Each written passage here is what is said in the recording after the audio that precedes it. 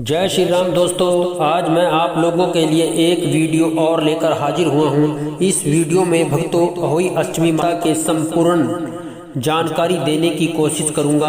भक्तों, अहोई अष्टमी माता की पूजा प्राचीन समय से माताएं अपने बच्चों की लंबी उम्र के लिए करती हैं। पंचांग के अनुसार हर साल कार्तिक मास की कृष्ण पक्ष की अष्टमी तिथि को अहोई अष्टमी व्रत किया जाता है। यह व्रत माताएं अपनी संतान की लंबी उम्र के लिए रखती हैं। इस दिन माताएं पूरा दिन निर्जल उपवास कर विधि विधान के साथ अहोई माता की पूजा करती हैं। शास्त्रों के अनुसार इस व्रत के कुछ खास नियम हैं।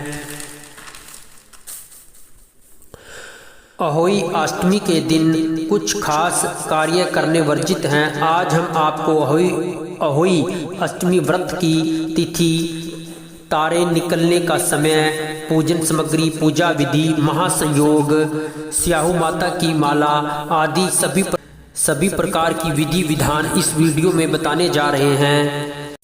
अहोई अष्टमी शुभ मुहूर्त का व्रत किस दिन रखा जाएगा?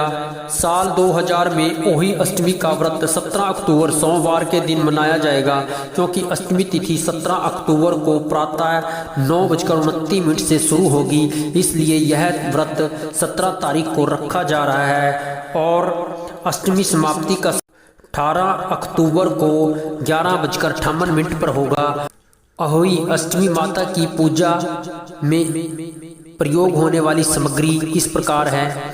माता की प्रतिमा, स्याहू की माला, खड़ी बत्ती का दीपक, करवा, रोली, अक्षत, दून, कलवा, श्रीफल, माता के लिए श्रृंगार का सम्मान, भोग के लिए पुए, चावल और कटोरी, मूली, फल, सिंघाड़े, खीर, वस्त्र व बयाना के लिए दक्षिणा आदि चीजें पूजा के लिए थाली में रख दें।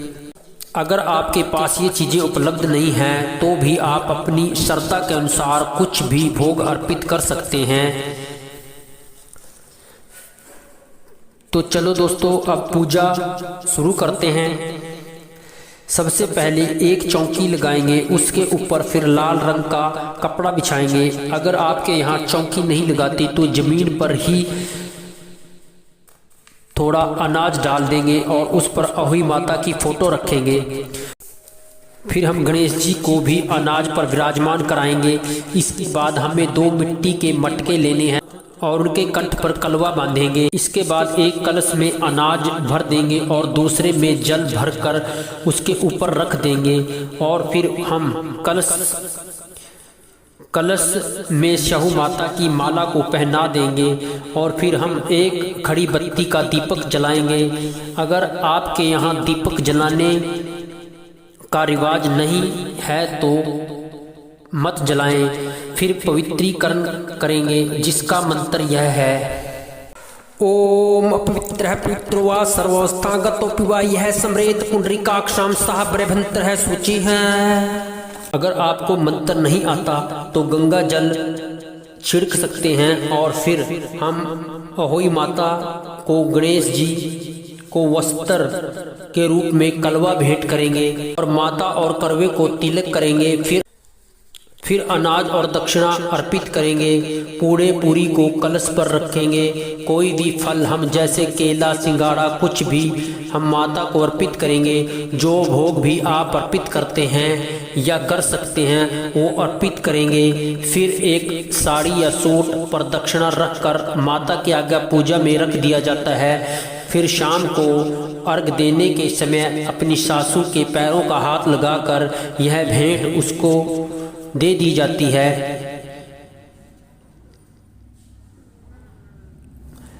अब हम आपको दोस्तों स्याहू माता की माला किस प्रकार बनाई जाती है इसके बारे में विस्तार से बताते हैं। भक्तों, स्याहू माता का लॉकेट किसी भी सुनार के पास से बड़ी आसानी से मिल जाता है। और फिर अगर आपका एक बच्चा है तो 1 साल का है तो उसके लिए 2 मोती लेने और वो मोती माला में दोनों तरफ एक एक मोती करके डाल देना है।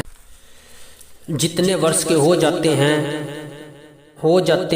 हैं तो मोती हर साल 2 बढ़ा देने हैं और माला में एक एक करके दोनों तरफ डाल देना है। हर वर्ष इसी विधि से यह माला तैयार करनी है और पूजा करनी है। अब इस माला को दूध दही या पंचमेवा में स्नान करके करवे के ऊपर रख दिया जाता है और फिर शाम को जब हम चांद को अर्घ देते हैं तो इसी माला को पहन लेते हैं और फिर दिवाली के आसपास तक इस माला को पहने रखना चाहिए और फिर उतार कर किसी भी सुरक्षित स्थान पर रख देना चाहिए। अगले साल फिर यही माला पूजा में प्रयोग की जाती है। अब दोस्तों हम आपको संकल्प बताएंगे कि संकल्प कैसे करना है। संकल्प सूर्योदय से पहले हमें व्रत का संकल्प लेना है। उसमें माता से विनती करनी है कि हे अहोई माता, मैं आपका यह व्रत अपने बच्चों की लंबी उम्र के लिए रख रही हूँ। कृपया करके मुझे व्रत रखने की शक्ति प्रदान करें और मेरे बच्चों की लंबी उम्र करें। बस संकल्प इतना ही। सारंगी 4 बजे से पहले सासुएं अपनी बहुओं को या फिर मायके से आई हुई खाने पीने की चीजें को सारंगी कहा जाता है। यह खा पी कर ही हमें संकल्प लेना चाहिए। खाने पीने की चीजों में प्याज, लहसुन, उड़द की दाल, हींग का प्रयोग कभी मत करना।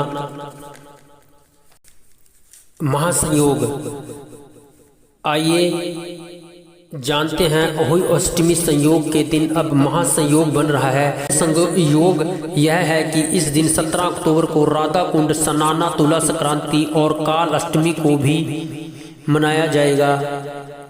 इसका महत्व इसलिए भी ज़्यादा बढ़ जाता है क्योंकि इस दिन शिव योग होने से इसका फल 100 गुना ज़्यादा बढ़ने वाला है। इसलिए सभी माताओं बहनों से अनुरोध है कि इस दिन बड़े प्यार से अपने बच्चों के लिए व्रत रखें क्योंकि यह अद्भुत संयोग है। अहोई अष्टमी की कथा। एक साहूकार था, उसके 7 बेटे थे, 7 बहुएं तथा 1 बेटी थी।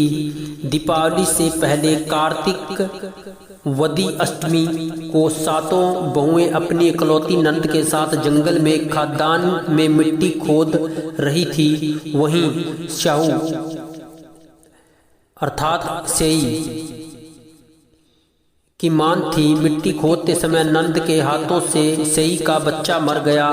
शाहू माता बोली कि अब मैं तेरी कोख बंधवाऊंगी। तब नंद अपनी 7 भाभियों से बोली, तुम में से कोई अपनी कोख बंधा लो। सब भाभियों ने अपनी कोख बंधवाने से इनकार कर दिया, परंतु छोटी भाभी सोचने लगी कि यदि मैं कोख नहीं बंधवाऊंगी तो सासू जी नाराज होगी। ऐसा विचार कर ननद के बदले छोटी भाभी ने अपनी कोख बंधवा ली। इसके बाद जब उसके जो लड़का होता था वह 7 दिन बाद मर जाता था। एक दिन उसने पंडित को बुलाकर पूछा कि मेरी संतान 7वें दिन क्यों मर जाती है। तब पंडित ने कहा कि तुम सुरही गाय की पूजा किया करो। सुरही गाय शाहू माता की भैली है, वह तेरी कोख छोड़े तब तेरा बच्चा जिएगा। इसके बाद वह बहू प्रातः काल उठकर चुपचाप सुरही गाय के नीचे सफाई आदि कर जाती। गो माता खूब तड़के उठी, क्या देखती है कि एक साहूकार के बेटे की बहू उसके नीचे सफाई कर रही है। गो माता उससे बोली, क्या मांगती है? तब साहूकार की बहू बोली कि शाहू माता तुम्हारी भाईली है, उसने मेरी कोख बांध रखी है, सो मेरी कोख खुलवा दो। तब तो माता समुद्र पार अपनी भैली के पास उनको लेकर चली। रास्ते में एक कड़ी धूप थी, सो वे दोनों एक पेड़ के नीचे बैठ गई। थोड़ी देर में एक सांप आया और उसी पेड़ पर गरुड़ पक्षी का बच्चा था। उसने उसको डसने लगा। तब साहूकार की बहू ने सांप मारकर ढाल के नीचे दबा दिया और बच्चों को बचा लिया। थोड़ी देर में गरुड़ पंखनी आई और वहां खून पड़ा देखकर साहूकार की बहू को चोंच मारने लगी। तब साहूकारनी बोली कि मैंने तेरे बच्चों को नहीं मारा, बल्कि सांप तेरे बच्चों को डसने आया था। मैंने तो उससे तेरे बच्चों की रक्षा की है। यह सुनकर गरुड़ पंखनी बोली कि मांग तू क्या मांगती है। वह बोली 7 समुद्र स्याऊ माता रहती है, मुझे उनके पास पहुंचा दे। तब गरुड़ पंखनी ने दोनों को अपनी पीठ पर बिठाकर स्याऊ माता के पास पहुंचा दिया। स्याऊ माता उन्हें देखकर बोली कि बहन बहुत दिनों में आई हो। फिर कहने लगी कि बहन सिर में जूं पड़ गई हैं। तब सुरही के कहने पर साहूकार की बहू ने सिलाई से उसकी जुएं निकाल दी। इस पर स्याऊ माता प्रसन्न होकर बोली कि तूने मेरे सिर से बहुत सिलाई गेरी है, इसलिए तेरे 7 बेटे और बहू होंगे। वह बोली मेरे तो एक भी बेटा नहीं, 7 बेटे कहाँ से होंगे। स्याऊ माता बोली क्यों, क्या बात है। तब वह बोली मुझे वचन दे तो बताऊं। स्याऊ माता बोली वचन दिया, वचन से फिरूंगी तो धोबी के कुंड पर किंकरी होऊं। तब साहूकार की बहू बोली मेरी कोख तो तुम्हारे पास बंद पड़ी है, मेरी कोख तो तुम्हारे पास बंद पड़ी है। यह सुनकर स्याऊ माता बोली कि तूने मुझे बहुत ठग लिया। मैं तेरी कोख खोलती तो नहीं, परंतु अब खोलनी पड़ी। जा तेरे घर तुझे 7 बेटे 7 बहुएं मिलेंगी, तू जाकर अजमन करियो, 7 अहोई बनाकर 7 कढ़ाई करियो। वह लौटकर घर आई तो वहां देखा कि 7 बेटा 7 बहुएं हैं। वह खुश हो गई। उसने 7 अहोई बनाई, 7 अजमन किए और कढ़ाई की। दीपावली के दिन जेठानियां आपस में कहने लगी कि जल्दी जल्दी ढोक पूजा कर लो, कहीं छोटे बच्चों को याद कर रोने लगे। थोड़ी देर में उन्होंने अपने बच्चों से कहा अपनी चाची के घर जाकर देख आओ कि आज वह अभी तक रोई क्यों नहीं। बच्चों ने जाकर देखा कि चाची तो कुछ मांड रही है, खूब अजमन हो रहा है। यह सुनते ही जेठानियां दौड़ी घर आई और जाकर कहने लगी कि तूने कोख कैसे छुड़ाई। वह बोली तुमने तो कोख बंधाई नहीं, सो मैंने कोख बंधा ली थी। अब स्याऊ माता ने कृपा करके मेरी कोख खोल दी। स्याऊ माता ने जिस प्रकार साहूकार की बहू की कोख को खोला, उसी प्रकार हमारी भी खोलियो। कहने वाले तथा सुनने वाले को तथा सब परिवार को खोलियो। पूजा का शुभ मुहूर्त 17 अक्टूबर को शाम 7:13 पर पूजा का बहुत ही शुभ मुहूर्त है और तारे देखने का समय जो है 6:22 है। चंद्रोदय का समय रात्रि को 11:35 पर है। अब दोस्तों हम आप लोगों को इस व्रत में हमें क्या क्या सावधानियां रखनी चाहिए वो बताते हैं। इस दिन पेड़ पौधों को उखाड़ना या काटना नहीं चाहिए। इस दिन माताओं को मिट्टी से संबंधित कोई भी कार्य नहीं करना चाहिए। वही अष्टमी के चांद या तारों को अर्घ्य स्टील या तांबे के बर्तन से ना देकर पीतल के लोटे में दे देना चाहिए।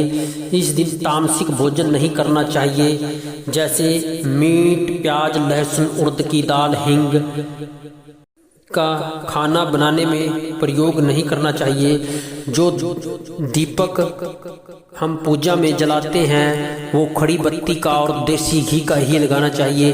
तेल का दीपक कभी भी ना जलाइए। जो महिलाएं अपने पति से लड़ती झगड़ती हैं उनको यह व्रत नहीं रखना चाहिए, क्योंकि हमारे जितने भी व्रत हैं वो प्यार से संबंध रखते हैं। हमें काले सफ़ेद रंग के कपड़े नहीं पहनने चाहिए। सुहागिन स्त्रियां या जिसका रिश्ता तय हो गया है वो ये व्रत रख सकते हैं।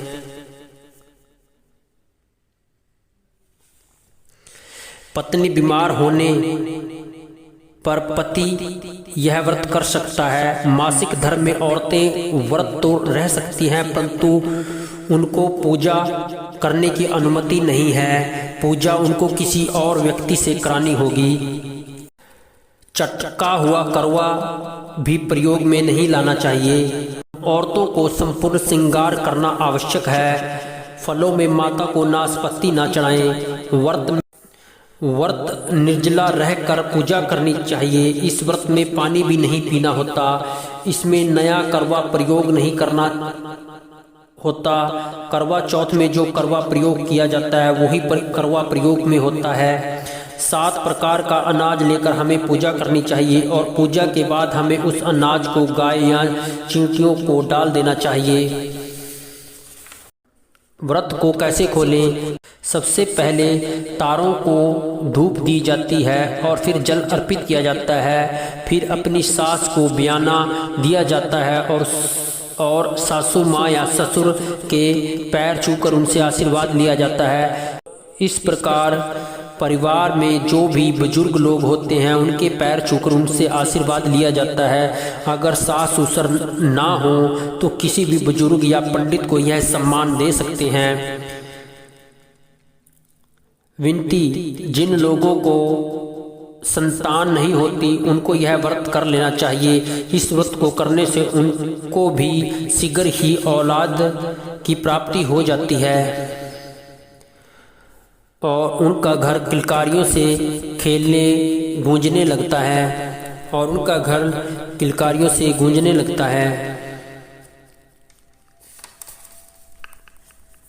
माताओं बहनों, इसी के साथ हमारी वीडियो समाप्त होती है। आप लोगों से विनती है कि अगर आप लोगों को हमारी वीडियो पसंद आई है तो हमारे हनु SG के चैनल को सब्सक्राइब जरूर कर दें।